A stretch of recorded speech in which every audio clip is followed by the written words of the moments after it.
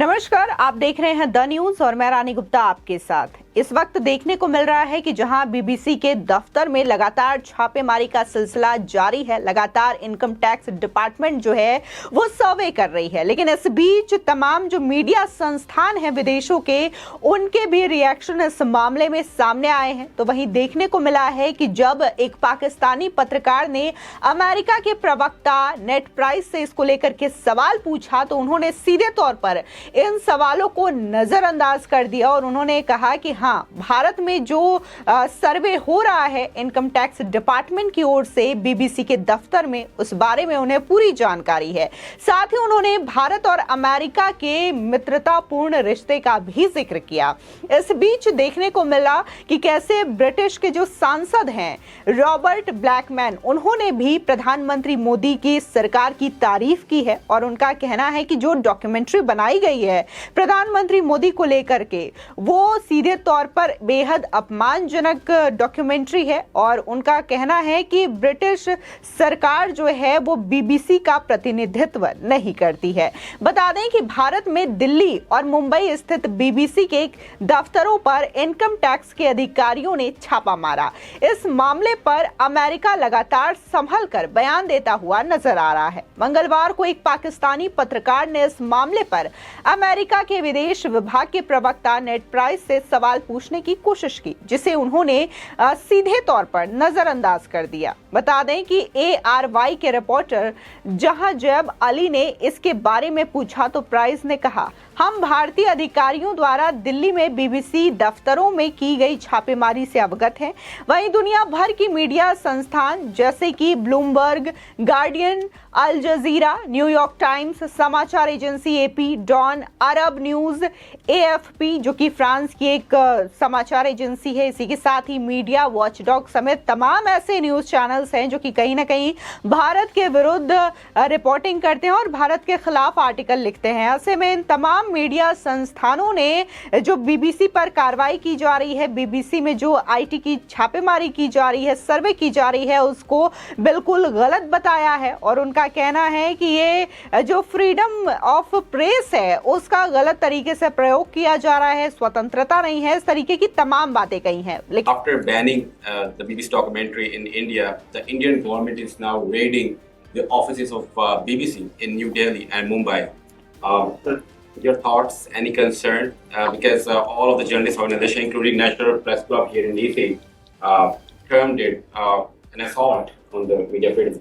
I spoke to this yesterday, and what I said is that we're aware of the search of the BBC offices in Delhi by Indian tax authorities. I'm going to have to refer you to the government of India for any further information about this. The broader point, without speaking specifically to this search, is that we support the importance of free press around the world.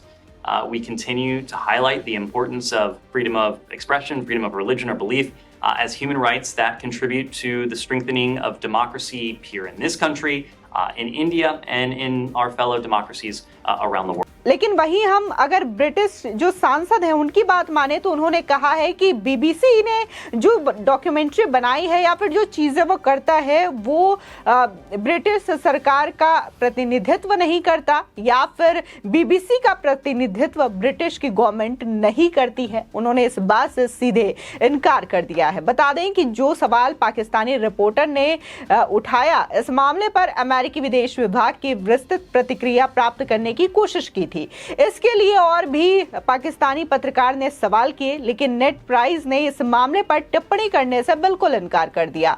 बता दें कि पाकिस्तानी पत्रकार ने 2002 के गुजरात दंगों पर BBC की documentary का जिक्र करते हुए कहा कि उन्हें अफसोस है कि किसी अमेरिकी अधिकारी ने इसकी आलोचना नहीं की है। वहीं नेड प्राइस ने भारत और अमेरिका के बीच गहरे संबंधों का जिक्र किया।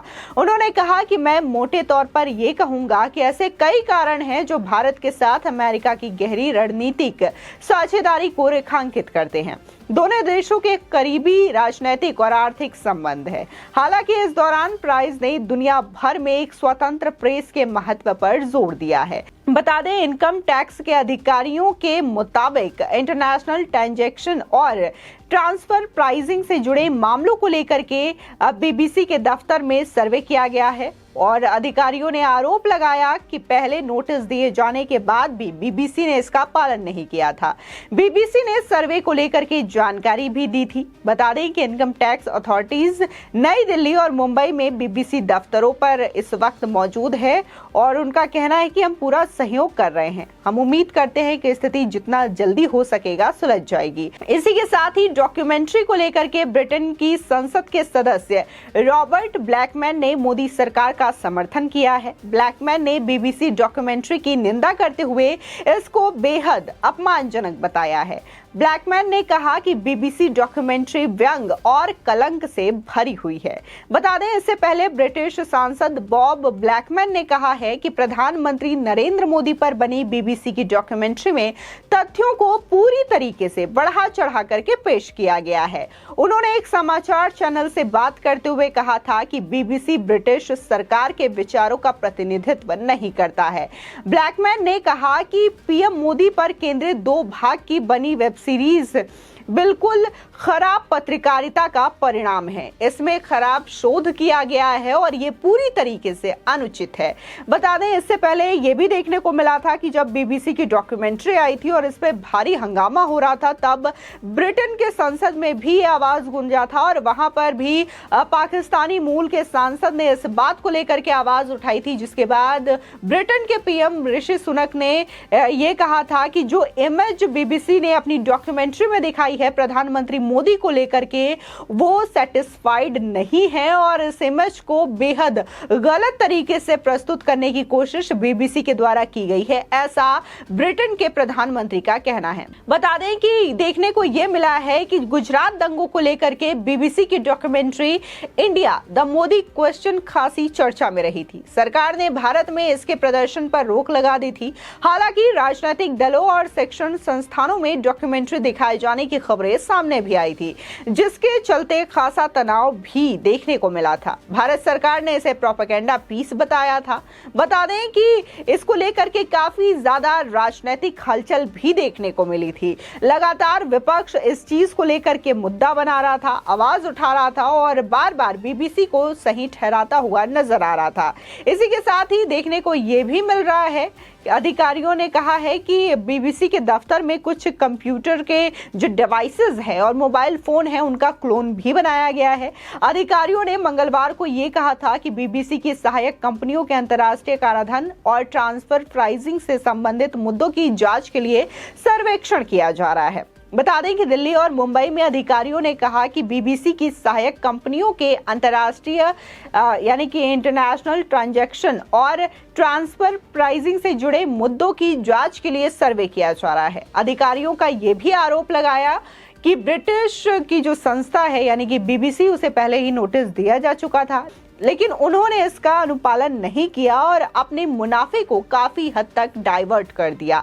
हालांकि कार्रवाई से जुड़ा कोई आधिकारिक बयान अभी तक सामने नहीं आया है। वहीं ब्रिटेन सरकार के सूत्रों ने कहा है कि वे भारत में बीबीसी के दफ्तरों में किए गए सर्वे की रिपोर्टों को करीब से निगरानी कर रहे हैं। फिलहाल जिस तरीके से ये जो पूरा मुद्दा विपक्ष के द्वारा उठाया गया है, चाहे फिर वो हिंडनबर्ग हो चाहे बीबीसी हो, जो विदेशी मीडिया संस्थान होती है, उस पर भारत की विपक्ष इतना ज्यादा भरोसा करने लगती है कि अपने ही सरकार को इस मामले पर घेरते हुए नजर आती है और अपने ही सरकार को लेकर के सवाल उठाते हुए नजर आती है। बीबीसी के इतिहास को बताने की कोई आवश्यकता नहीं यहाँ पर पड़ती, क्योंकि बीबीसी का जो इतिहास रहा है कहीं ना कहीं हमेशा से भारत के विरुद्ध प्रोपेगेंडा चलाने की कोशिश बीबीसी ने की है, चाहे फिर वो मोदी सरकार के टाइम पे हो या फिर मोदी सरकार से पहले से हो। देखने को मिला था कि कैसे जो मंगलयान था था, इतना सक्सेसफुल वो भारत के लिए रहा, लेकिन इसको एक व्यंग्यात्मक कार्टून की तरीके से बीबीसी ने पेश किया था। इसी के साथ ही जो भारत का मैप था उसे भी गलत तरीके से अल जजीरा ने पेश किया था। तो ये तमाम चीजें दिखाती हैं कि कैसे जो विदेशी कुछ मीडिया है वो लगातार भारत के खिलाफ प्रोपेगेंडा चलाती है, लेकिन इसके बावजूद विपक्ष इस बात का समर्थन करती है और इन तमाम विदेशी संस्थानों पर भरोसा करती है क्योंकि वो मोदी सरकार को सत्ता से हटाना चाहती है। फिलहाल इस खबर को लेकर के आपकी क्या राय है, हमारे कमेंट सेक्शन में जरूर बताएं। आगे की और भी अपडेट के लिए चैनल को सब्सक्राइब करना ना भूलें।